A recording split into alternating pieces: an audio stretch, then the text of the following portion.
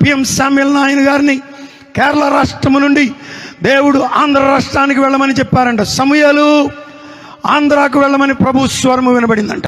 వాళ్ళు బాగా దీవించబడిన సందర్భంలో అయ్యగారు అమెరికా వెళ్ళి వచ్చేటప్పుడు అమ్మగారికి చాలా ఖరీదైనటువంటి చీర తెచ్చారట.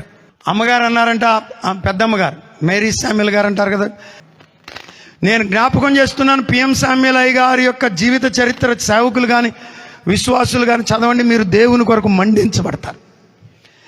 ఈ నేను చెప్పే ఈ సాక్ష్యం జాన్ సుందరరావయ్య గారు చల్లపల్లిలో చెప్పారు. సాల్మన్ రాజు గారి సభల్లో తీసుకెళ్ళినప్పుడు చీర తెచ్చినప్పుడు అమ్మగారికి పెద్దమ్మగారికి ఇస్తే ఆమె చీర చేతుల్లో తీసుకుని అన్నారంట,